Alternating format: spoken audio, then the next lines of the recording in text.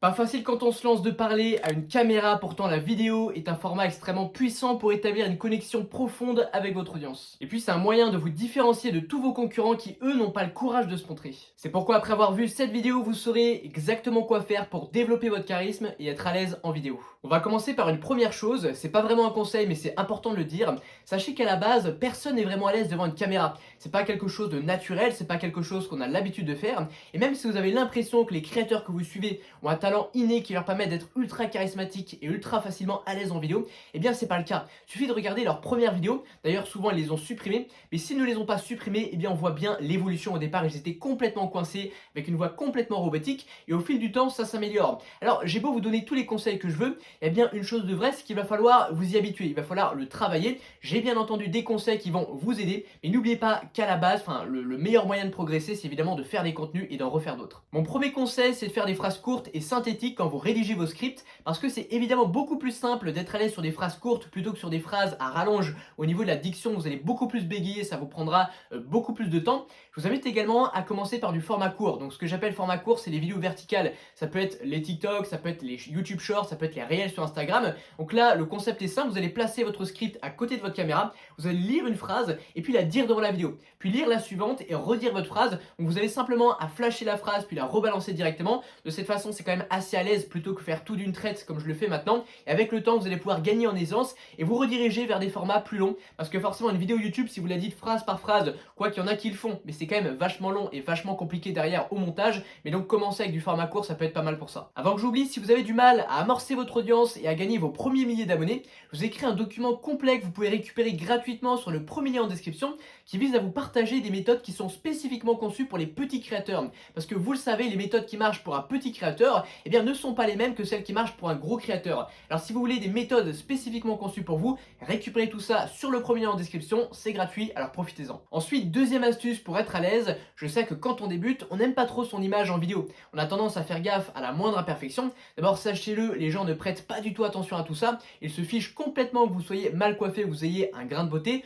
Eux, tout ce qu'ils veulent, c'est que vous dites des choses pertinentes. Et puis, deux petits conseils pour être plus à l'aise avec son image en vidéo. D'abord, ne vous filmez pas de trop près. Donc voilà, mettez la caméra suffisamment loin, quitte derrière au montage à rapprocher un petit peu le plan si jamais vous êtes vraiment trop loin. Mais forcément, quand on se filme de plus loin, on voit moins les imperfections, on a tendance à être plus à l'aise avec son image. Et puis évidemment, quand on est filmé de trop près, on n'est pas forcément à notre avantage. Donc c'est le premier conseil. Et second conseil, n'hésitez pas à vous filmer en mettant la caméra à hauteur de vos yeux. De cette façon, vous allez avoir un meilleur rendu en caméra évidemment. Parce que si vous mettez votre caméra de trop haut, eh bien ça a tendance à vous tasser, à vous rendre moins charismatique. Donc vous ne serez pas trop à votre avantage. Et pareil, si vous mettez la caméra trop basse, d'abord ça fait un peu domination. Dans le cinéma, souvent quand on filme un méchant, on va le filmer d'en bas pour le rendre imposant. Et puis pareil, c'est pas à votre avantage de vous filmer en bas. Ensuite, j'ai un autre conseil à vous donner. Il est tout bête, mais il fait vraiment toute la différence. En fait, c'est un simple changement d'état d'esprit à avoir. Quand vous allez allumer votre caméra, vous allez plus vous imaginer que vous allez créer un contenu que vous allez envoyer sur les réseaux sociaux.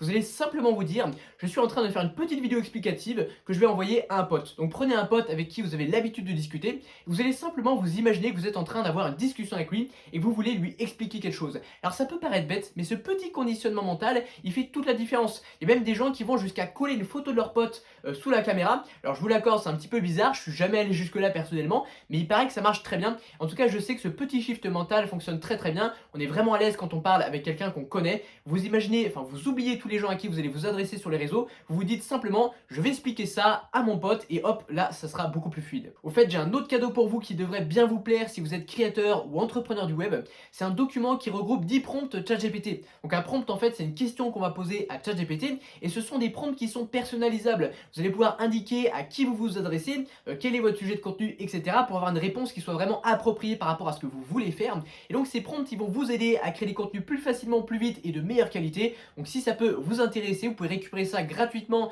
encore une fois sur le premier lien en description. Vous recevrez tous les documents mentionnés dans cette vidéo.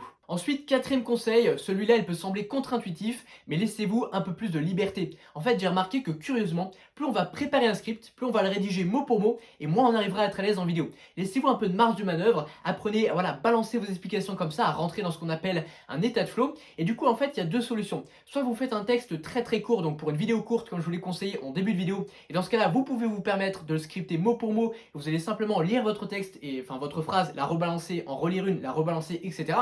Mais si vous faites un contenu un peu plus long et puis également avec le temps, bah, je vous conseille simplement d'écrire le titre de votre contenu, ensuite de faire une liste de bullet points.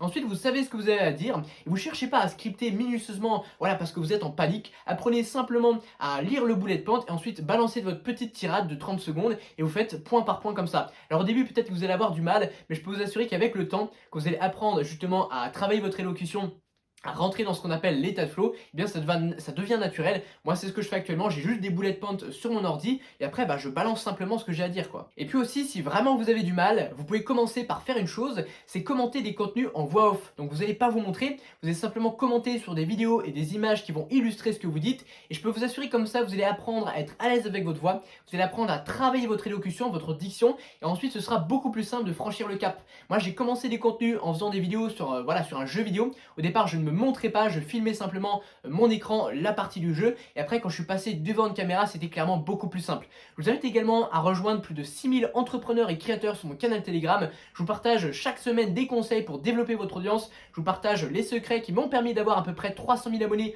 en moins d'un an. Donc ça devrait vous aider, ça se passe sur le deuxième lien en description. Je vous invite également à aller voir une autre de mes vidéos qui s'affiche juste ici. Pensez également à me laisser un petit pouce bleu si la vidéo vous a plu, pensez à vous abonner et moi je vous dis à très bientôt.